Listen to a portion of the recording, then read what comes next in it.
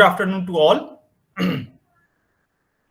In today's lecture, I am going to uh, talk about the variational principles.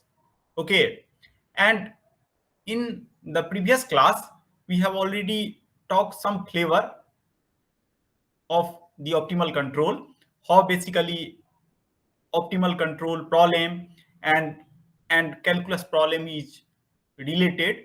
Okay, so from the mathematical point of view, in today's lecture we are going to see that how to define or how to solve the optimal control problem.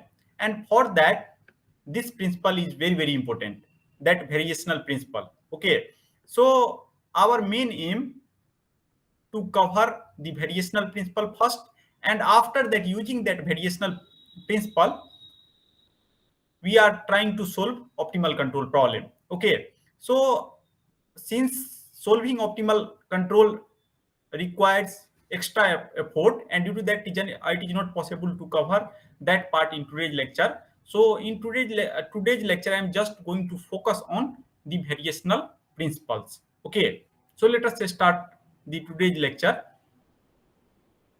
So in the previous class, what we have seen that whenever we are solving the optimal control problem or some kind of optimization problem, at that time calculus of variations or dynamic programming that comes into picture. Okay, and I have told you that first part I am going to concentrate on the calculus of variations.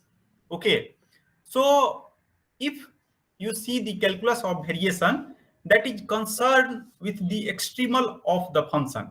Okay, so in the previous class what we found that whenever I am solving the calculus problem and I have certain function and t and ft, something like that, so by solving maxima and minima, we are getting some kind of point. Okay, so here whenever we are going to solve the calculus of variation or variational problem, at that time, instead of maxima or minima, we are going to talk about the extremal.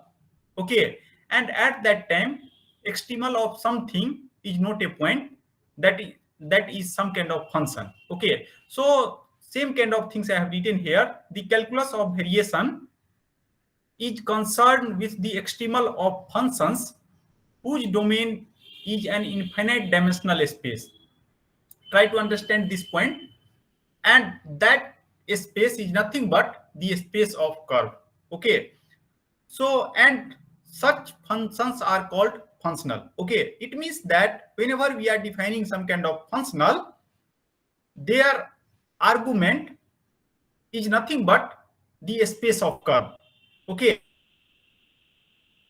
we are talking about some kind of curve that is continuous. Some of you might be aware that we are talking about infinite dimensional space.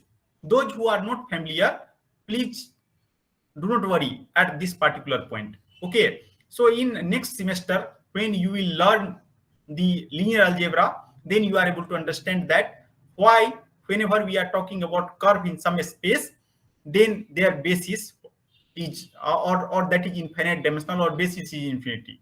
Okay, so here what happens that whenever I am going to find now extremal, at that time some curve comes into picture, and that is going to lie in infinite dimensional space. Okay, so let us try to see one of the example of the functional. Okay, and in previous class I have told you that functional is nothing but functions of function. Okay, so simplest functional in Euclidean plane. Euclidean plane means I am going to take the two-dimensional plane.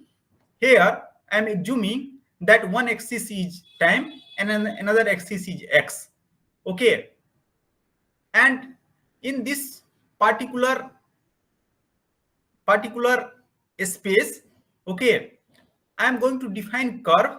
Here you can see that I am going to define the Euclidean plane where I have two axes t and x, and I am defining xt equal to x, okay, and time interval I am considering between t0 to t1. So basically somehow I am talking about something like this. This is t0 and this is t1, okay. And after that, what I am telling, the phi y, that is the length of the curve, okay, that I have defined like 1 plus x dot square, okay. I will come up with this point that why I have defined like this, but for this moment you can just see that inside this particular function, argument is also function, okay. So functions of function, we are telling functional, and due to that reason this is functional, and that map to some kind of real number only, okay. Anyone has confusion on this? So same kind of point I have written, that in general a functional is any mapping from the space of curve to the real number, okay. So whenever we are in Euclidean plane, at that time length of curve we are defining like this. So whenever I have time I will drive that why length of curve is given like that, or you can do by yourself also, that is not a difficult task, okay. So up to here, anyone has confusion that why this is functional? Anyone? Because you can see that x and x dot both are changing with respect to time, that is function. And after that, whenever I am talking about phi, and here that is I am defining by gamma, and gamma, argument of gamma I am that is coming from some kind of function, okay. Now finally that map to some kind of real number, because we are integrating from t0 to t1, so obviously that map to some kind of real number. I am representing real number like this. So basically I have 0, minus infinity and plus infinity, okay. Now let us come to the variation, okay, because we are going to talk about calculus of variation. So first what I have done, I have defined some kind of quantity that is function of function, that is called functional, that map to some kind of real number. Now what I am going to do, I am going to see the variation of that particular functional, okay. So what I am going to do, in this Euclidean plane, I am going to give some kind of approximation of gamma by gamma dash, okay, and gamma dash is nothing but the increment in this quantity x by ht, okay. You can see that I have done some kind of increment here, and after that I will get some curve gamma dash, okay. And here gamma means x is xt plus h, and gamma dash I have defined by gamma plus ht, okay. Ht here, that is that may or may not be time dependent, but here we are going to consider that that is depending on the time. Anyone has confusion on this?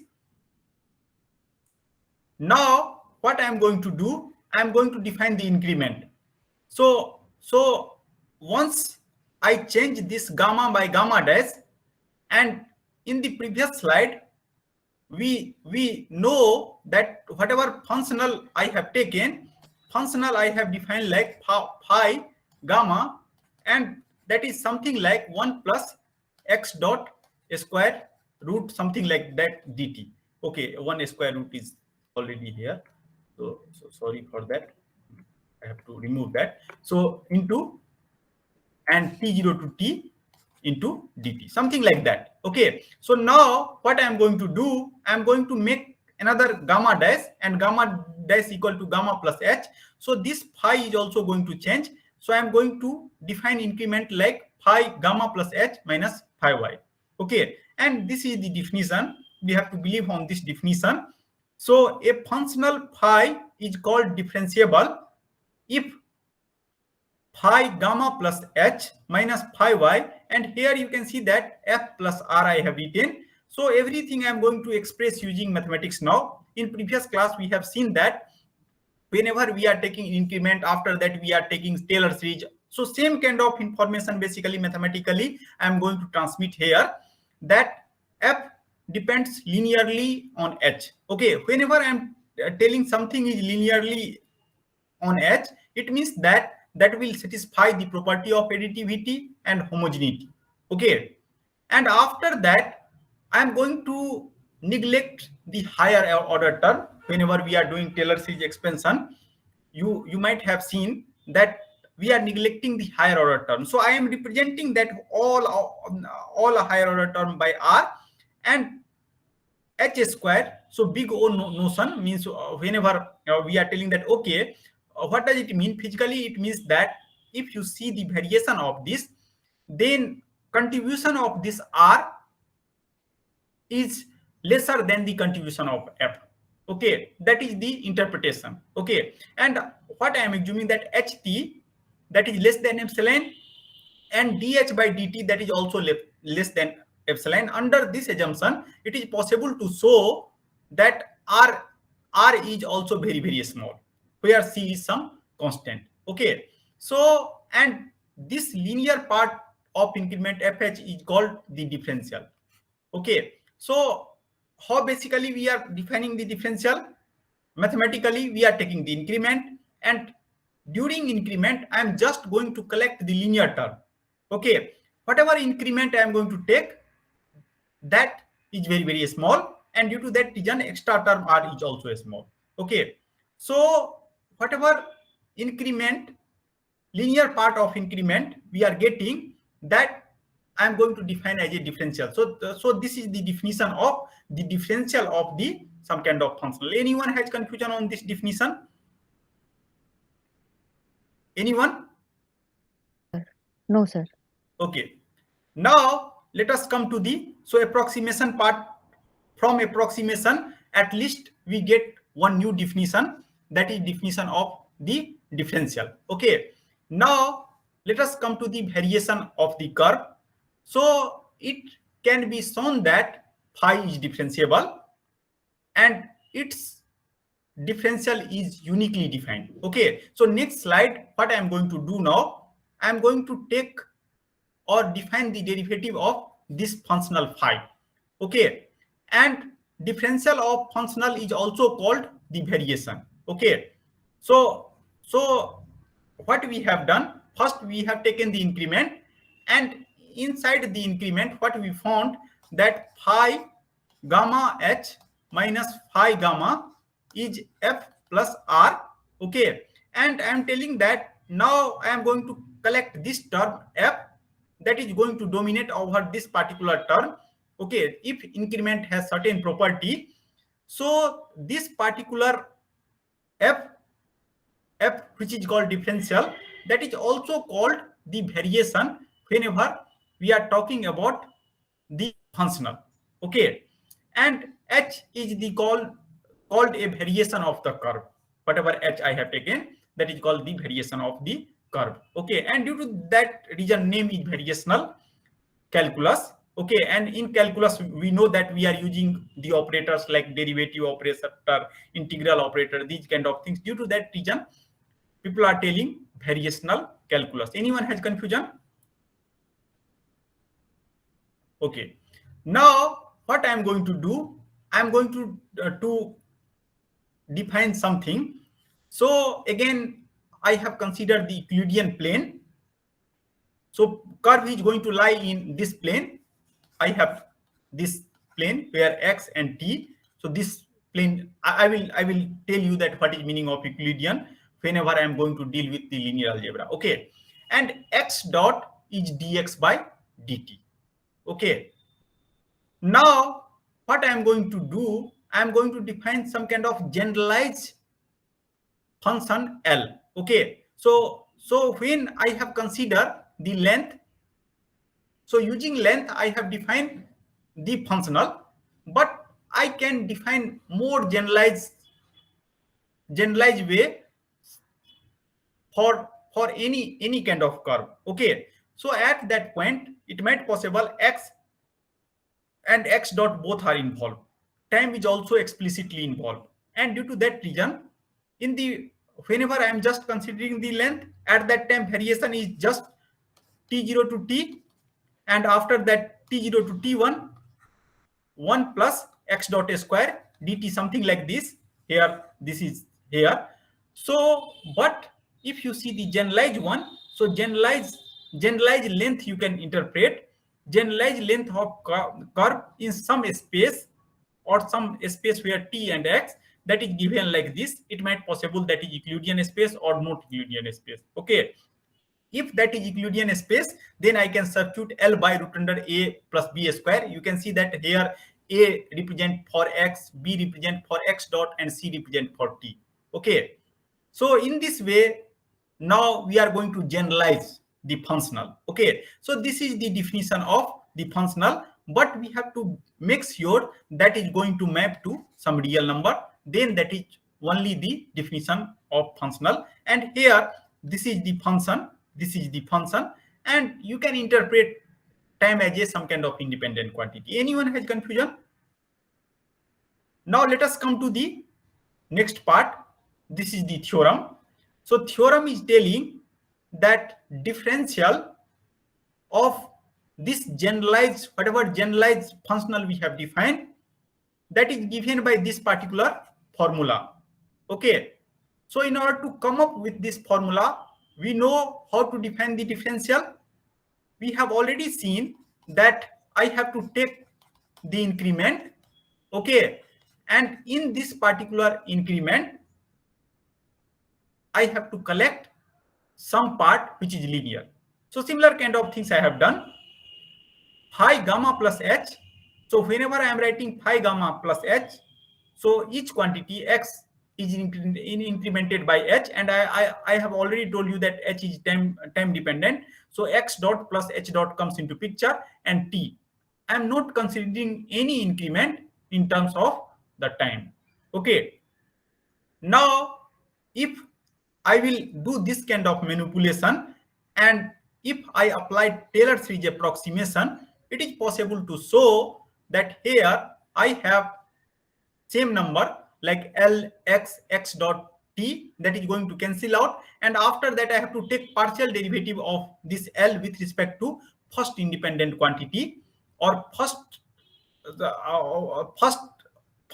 inside functional I have argument, first argument, second argument. So we have to take derivative with respect to first argument, and due to that reason I have written that, and after that I have to see the difference between x plus h minus x. Due to that reason h comes into picture. Okay, so those who are not familiar, try to understand like this. I'm going to do the Taylor series expansion of this x dot plus h dot and t. So I'm going to write like this: x dot t, and after that dou L by dou x into x plus h minus x. Okay, similarly here this L has another argument, and due to that reason I have to add some more term, that is dou L by dou x dot, and here at that time I have to do this minus x dot. Okay, and due to that reason you can see that due to that reason I have these two terms comes into picture, and after that I am going to collect all higher order term that I have defined like this. Okay, and in the linear part of this particularly fh, I am telling this linear part as a differential. Now you can see here that I have some term like dl dx dot plus h dot. Now what I am going to do, an integral outside, so I am going to perform here integral by part, because what I have to prove here that differential of this particular functional, that is represented like this. I have to show that. Okay, and due to that reason, but what kind of quantity we have received so far? dou L by dou X into H. So this part I have received. Now I have to somehow come up with this part and this part. And due to that reason, we have used the integral by part. And whenever you are doing integral by part, we are keeping first term, after that integrating second term. So this term comes into picture, and after that similarly. So I am not going to tell you that how this manipulation comes into picture. That is straightforward. Okay. After that, just if you substitute this kind of quantity in place of here, then it is obviously this quantity comes into picture, and you have to just collect FR. There is no need to worry about the R. Okay, so in this way, I can tell that differential of this generalized functional is given by this. Okay, anyone has confusion? I hope that there is no confusion. Now, what I am telling that since I am talking about the extremal, same like maxima minima in case of the function. So in case of function, we are telling that as a stationary point. So in order to calculate a stationary point, what basically we are doing, we are putting differential equal to 0. So similar kind of things, either you can put variation, because I have told you that either whenever you have functional, then differential can be defined also as a variation. Okay, so what, in order to find the extremal, what you have to do, you have to put that differential equal to 0. Okay, and you have to make sure that this will satisfy for all h. H is the increment. Okay, so now what I am going to do, based on this, I am going to state the next theorem. I have some kind of curve, and extremal of functional, I have defined generalized functional like this. Now what I am telling, the extremal of function phi on the space of curve passing through 2 points. Okay, I know first point, that is x0, second point is x1, and at that time I have t0 and t1. Okay, so you can also represent like this. So what I am telling, that extremal of the function on the space of the curve passing through these 2 points, if and only if this condition is satisfied along the curve xt. Okay, so that I have to prove. So we know that how to define the extremal. Fh equal to 0, I have to substitute, then I can get the extremal. Okay, now what I have to prove, that if you are going to put Fh equal to 0, and if you know these 2 points, then this relation basically comes into picture. Okay, and later I will tell you that what is name of this particular expression. Up to here, anyone has confusion? Now you can see that in this particular theorem, I am not only talking about if, I am talking about if and only if. It means that for extremal of the function, if I will solve this particular equation, then I get the extremal. If this expression is satisfied, then also one can prove that whatever curve that is passing from xt0 to x1, that is extremal. So both way things is going to happen, and due to that reason I have used if and only if. So I have to prove, whenever I have if and only if, it means that if p is true, then I have to prove that implies q, and similarly in the reverse way. Okay, so after that we have to assume that q is true, and then I have to prove the p is true. Here p is nothing but extremal, q is this particular relation. So let us come to the step of the proof. So before proving something, you can try to guess the proof.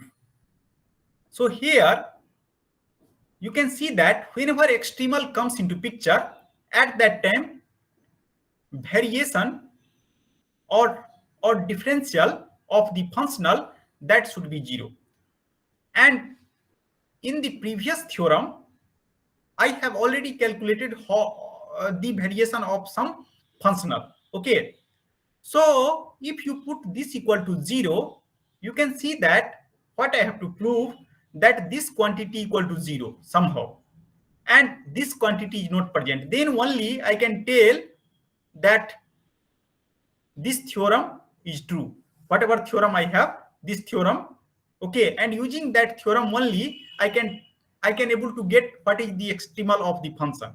Okay, so somehow what kind of things I have to prove from this theorem? You try to see that if ht1 and t0 both are the 0, okay, end point is 0, so this is obviously 0, then that means this term is not going to create some problem. But here what I have to prove, that if I have some quantity, you can define this quantity as a f, and here I have h. Okay, and what we are knowing about h is a small increment. So before and after h is equal to 0, so multiplication of these two, I have to prove that equal to 0. Okay, so f and h integral from t0 to t, if that is 0, then I have to prove that f also equal to 0. So if we are able to establish that, then it is very easy to prove this particular theorem.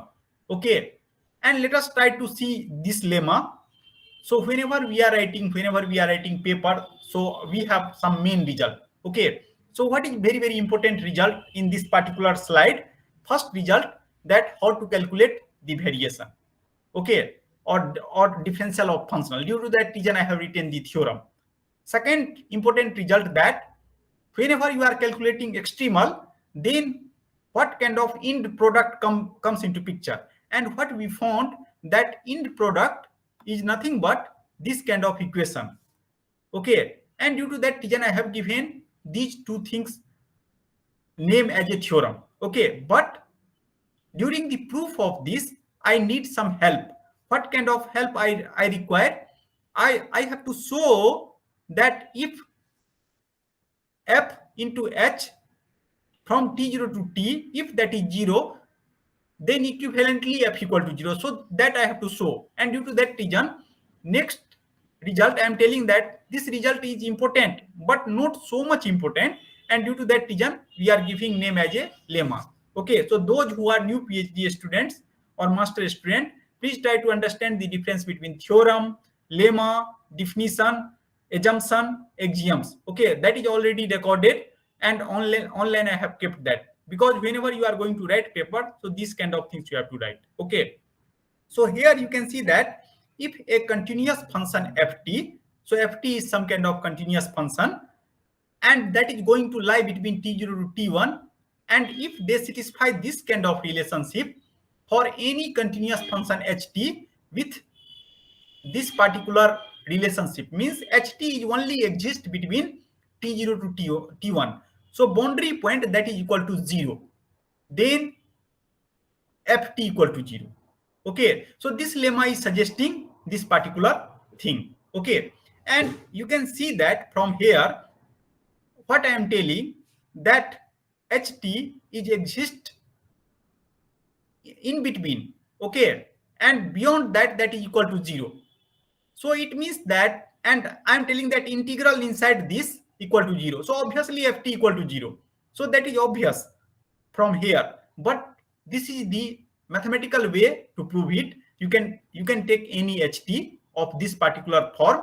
So what I am telling, that beyond t0 and t1, that is 0. Okay, so some particular value, suppose this h is finite, and what you can do, you can prove by contradiction. So how to prove by contradiction? What I am telling, that ht is non-zero and ft is non-zero, then that is still that equal to 0.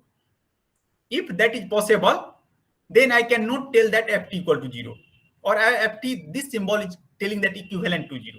Okay, but here we know that ht I have only information that ht is 0 at these two extent, but it might possible it is non-zero in between. Okay, and due to that reason, this should be 0 only if ft equal to 0. If you assume that as a non-zero, then what happens? Since ht is 0 outside some delta ball, so you can take without loss of generality that is 1. You can take any number, another number, that doesn't matter. So if you put these two quantity, you can see that become greater than equal to 0. So that relation will not satisfy, and due to that reason I cannot assume that any function ft that is continuous that is greater than 0. So only one possibility that ft equal to 0. So this is called proof by contradiction. Okay, there are 5 different way to prove some quantity something. One of the way you can contradict, just contradict, and then because in mathematics something is not true, then that is false. If something is false, then if something is not false, then that is true. In that principle I am going to prove it. Okay, so from intuition that is pretty easy, but whenever we are writing proof, we are writing like this. Okay, so slowly you become the mature in the proving of something. Now let us come to the proof of main lemma, main theorem. So what main theorem is telling, that whenever we have extremal, at that time this relation comes into picture, that dou L by dou x by dou by dou t dou L by dou x dot that equal to 0. This kind of relation I have to prove. Okay, so but we know from the definition of extremal that variation should be 0 or differential of functional should be 0. So and I know how to calculate the differential from the previous theorem, and we have seen that that is also unique, and that is given like this. Okay, now what I am going to do, the term after integral is equal to 0, because I know that this ht function, whatever ht function I have taken, that is a small increment, so that is 0 beyond t0 to t1. Due to that reason, this integral is no longer exist. Okay, because here dou h by dou x, here ht1 and ht0 I am going to keep, and that is already 0. Due to that reason, this integral will not present. Now what I am going to do, I am going to assume this whole quantity as a f, and it is possible to show that f, if you take L something as a differentiable, then partial derivative and d by dt if you take, then that is always continuous. Okay, and due to that reason I can apply that lemma, whatever we have seen so far. Okay, and using that lemma, it is possible to show that since this equal to 0, because I know this is already 0, and in order to prove extremal, this I have to equate to 0. So this whole integral should be 0. But ht is not 0 in this whole interval. They might be somewhere non-zero also. And due to that reason, only one possibility that this is equal to 0 throughout the interval. And due to that reason, what I'm going to do, I'm going to put this quantity equal to 0. And if you put this quantity equal to 0, then automatically this equation comes into picture. Okay, conversely, since I have to prove now if and only if, so what you have to do, suppose ft equal to 0. Okay, so let us again come back to the main expression of the theorem. So what we have done, first I have equated that extremal. So definition from the extremal, I know that fh should be 0. So from fh equal to 0, I have proved that this expression comes into picture. Now if I believe on this expression, that if this particular differential equation is satisfied, then fh equal to 0. So that is obvious. Okay, you can just substitute it, this particular relation in this particular fh. Okay, so if you substitute this equal to 0 and this is already 0, so fh is 0. Okay, so converse is actually straightforward.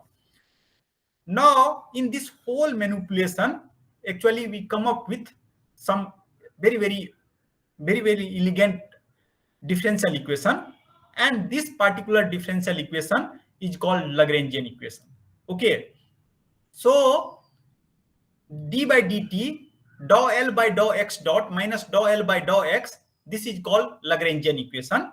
Okay, and whenever we are telling Lagrangian equation, so with respect to something we have to tell, so with respect to this functional, because this equation comes into picture after the differential of this particular function. Okay, so now what I'm going to show, that extremal of the length are a straight line. Okay, so suppose that if you are in Euclidean space, here time and x. Now what I am going to show that here, if you are going to find the extremal curve between 2 points, then that is always a straight line. So that I am going to prove. So what is possibility? I have several curves that is going to join these two lines, and length of curve, please check that why length of curve this. So this proof I am not doing here. Okay, so first try to prove that why length of curve is given like this by yourself, and after that, now what we have to do, we have to search that extremal curve or shortest curve which is joining between this and this. Okay, so mathematically if you solve this, so L is square root of 1 minus x square. So just you have to substitute L here, and it is possible to show by this manipulation that x dot equal to c1. So x1 is nothing but a straight line. Okay, anyone has confusion on this? Anyone? No, Okay. sir. Now let us come to the generalization. So what happens that if we are not only in some kind of a space where I have time and x, it might possible I have n dimensional space. Okay, and n dimensional space means I have coordinate like x1, x2 up to xn, and obviously I have time axis also, and due to that reason, whatever curve that comes into picture, now curve is going to lie in n plus 1 dimensional space. Okay, in previous case you can see that I have t and x, so this is in 2 dimensional space. One dimension is taken by x, one dimension is taken by time. Okay, now I am going to generalize it. So this is n dimensional, but time remains 1 dimension, and due to that reason, now I have to look curve in n plus 1 dimension. Okay, whatever L I am going to define. Okay, so if you see carefully the L, here L has the argument x, x dot and t, and x now belongs to Rn. Okay, and derivative of this is also belongs to Rn, and time is basically belongs to R. And you can see that this is the argument of some functional. Due to that reason, they are ordered pair, and I have shown the similar that a space is R cross Rn. Okay, if you just see this space, but whenever you are going to define L, at that time Rn is x, Rn x dot is Rn, and here R. And why I have used this Cartesian product? Because if you take data from x and x dot, or if you do in reverse way, that is not the same, and due to that reason Cartesian product is here, and that map to R. So basically inside function I have 2n plus 1 number of variable. Anyone has confusion on this? And again, in higher dimensional space, if I have to join 2 points, it means that now x0 is lying in n dimensional space. Okay, 2n plus 1 dimensional space. Now, because if you are seeing curve in this space, then every point here, so if you are just seeing the point here, so that is on basically n plus 1 dimensional space. But if you are going to see the L, so L is on 2n plus 1 dimensional. Okay, so here in order to specify this point, these 2 points, I need the information of xt0, I need the information of xt0 dot and t. 3 information is required. Okay, so suppose that if you just consider one dimension, but if you are generalizing this, okay, so n and 1. Okay, due to that reason I have written 2n plus 1. So now I am going to take the generalized case. So in generalized case, also same Lagrangian equation comes into picture. Okay, now what I have to do now, that with respect to each variable, you can see here that this equation. So here each time now I have to select variable x1, then x1 dot, x2 and x2 dot, x3 and x3 dot, and based on that basically equation comes into picture. So if you have x and x dot, in one dimension I have second order system. You can see now if you are going to generalize it, then what happens that 2n condition x0 and x1 x1t x1 are used to finding the term. What I am telling, suppose if you have second order differential equation, so how many initial condition is required to solve that equation? For second order differential equation, how many initial condition is required? Shiv, could you please comment? For second and order system, one second order differential equation, or you have to solve, then how many initial condition we have to know in order to solve it? two. Now I have equation that is, now you can see that corresponding to each x, I have x dot, so x1 dot, x2 dot, so I have 2n number of differential equation, so 2n number of initial condition is required to solve that in higher dimensional space. Okay, anyone has confusion from moving from one dimension to higher dimension? Anyone? Then please let me know.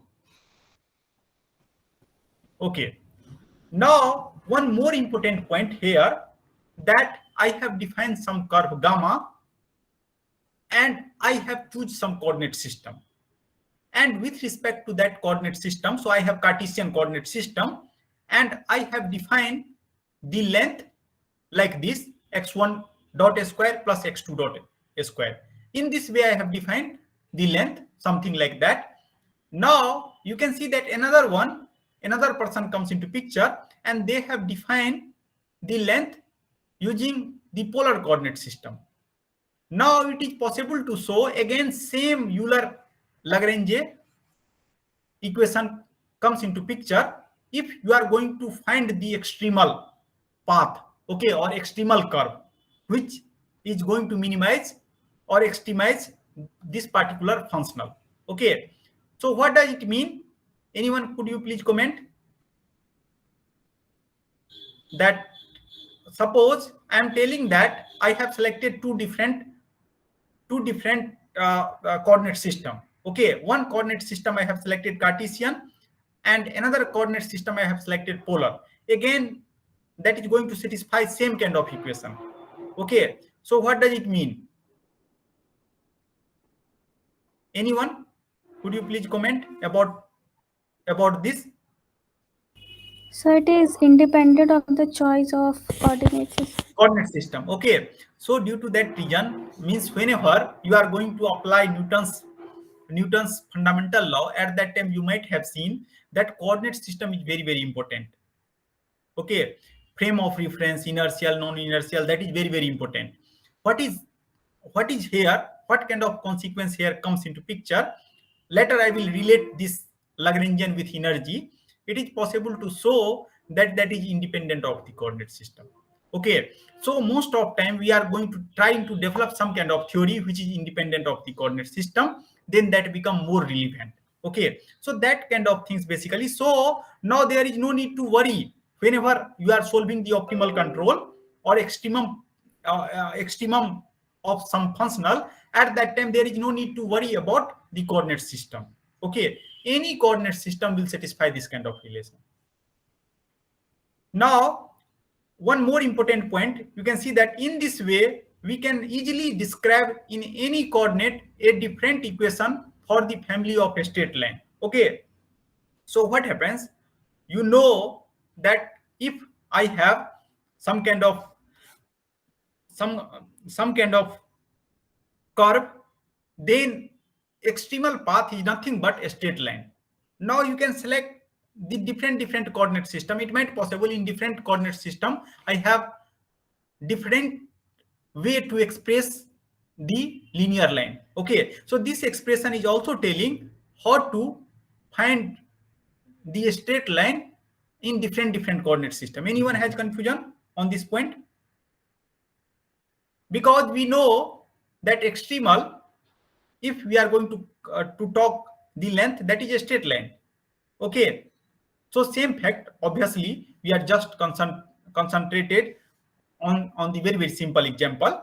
Okay, now let us come to the one more important thing that is called Lagrange equation. Okay, so now so far I have just talked about the variational principle or variational problem, how to find the extremal. Okay, it is possible to show that variational principle from which we have derived the extremal, that is also solution of Newton's equation.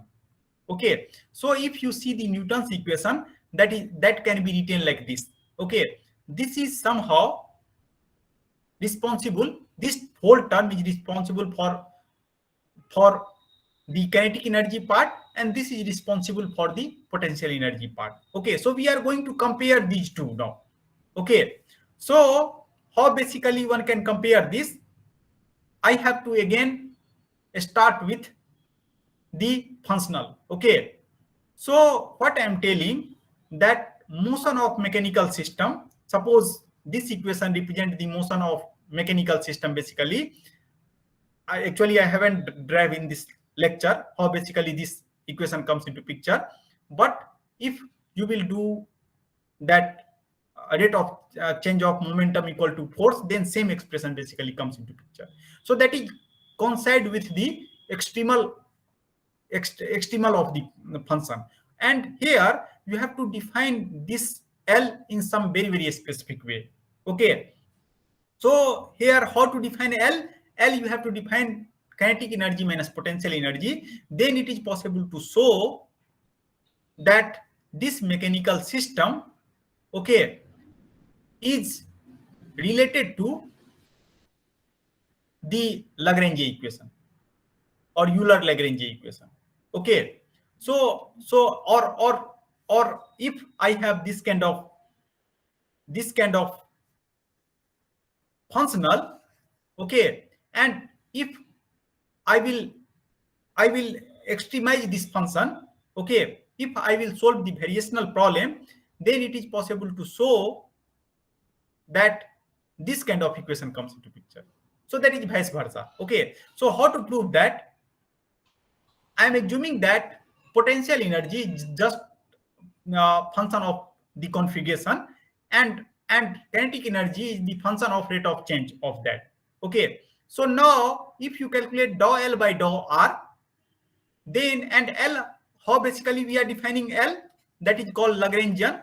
We will define that term in later, T minus U. So if you calculate dou L by dou R, and you know dou L by dou R dot, and you know that kinetic energy part is only responsible for R dot, and due to that reason this term comes into picture. And after that U, so dou L by dou R dot, if I will take here, so that become dou U by dou R dot. I don't know what kind of term inside this U. Okay, and if you substitute these two quantity here, then it is possible to show that basically this expression comes into here dot should be not there. So dou L by dou R. Okay, dou L by dou R dot. Okay, and if you substitute this kind of quantity inside this equation, this particular equation, it is possible to show that we will get this kind of equation, means Newtonian equation. So what I am telling, that in order to get Newtonian equation, I have to define this functional in some specific way. That functional I am going to define T0 to T L, and here L I am going to select kinetic energy minus potential energy. Okay, and again, if I will find the extremal of this particular functional, then I am able to get some kind of Newtonian equation. Okay, anyone has confusion on this? So what is consequence of that?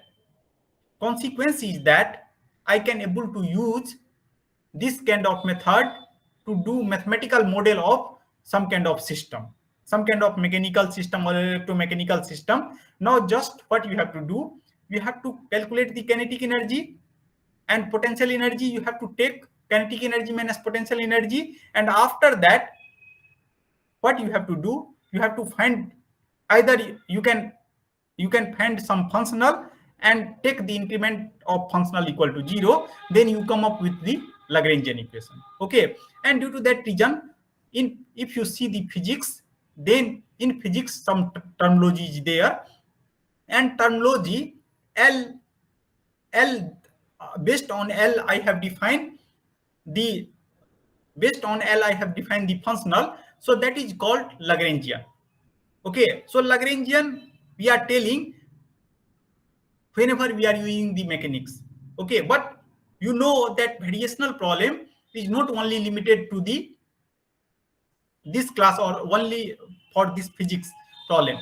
That can be applicable for electrical engineering and other class of engineering. Due to that reason, now what is main motivation? You can define Lagrangian or functional whatever way you want. You please define it. Okay, we also know that this problem is whenever we are taking the extremal of some functional, that is coordinate independent, so you can take any generalized coordinate system, that doesn't matter.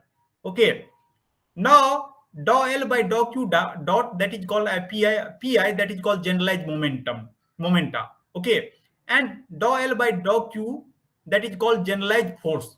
Okay, and now this is called the action, and now this using this action Lagrangian equation, we can able to come up with the Newtonian equation. Okay, so if you just know the energy of the system, then you are able to define, you can select any coordinate system, you can able to define the momenta, you are able to define the forces, you are able to define the least action. Okay, and now if you see this, then whatever equation that comes into picture, okay, or whatever action that comes into picture, it is possible to show that also contain the minimum, not only extremal. And due to that reason, this particular relationship between these two, I have written here. You can see that Hamilton principle of least action. Okay, so what does it mean? It is actually telling that the many cases action qt is not only the extremal but also the minimum value of the action function. Action function is LDT. Okay, so suppose that now I have to move from one point to another point. This is our standard problem in physics. Okay, so what we have to do, I have to take the minimal path. Okay, so if you take the minimal path, then it is possible to show that I have to define some kind of, again I have to define some kind of functional, and I have to solve that optimization problem using the Lagrange equation. Okay, so that is not only extremal but also minimal. Okay, if you consider this as a function after putting everything, whatever quantity, one single quantity that comes into picture, and if you calculate the minimum of that, then both are going to coincide. And due to that reason, this is called Hamiltonian form of the principle of least square of the motion. Okay, so with this remark, I am going to end the today's lecture. So now lecture is in from my side. So if you have any specific question, then please let me know. So what is main motivation of the today's lecture? Mathematically, we are trying to establish some kind of relationship between Newtonian mechanics to the variational problem. Okay, so how basically we are solving the variational problem? Basically, we are defining some kind of functional. Okay, after that, we are calculating the differential of function, that is nothing but the linear approximation of their variation.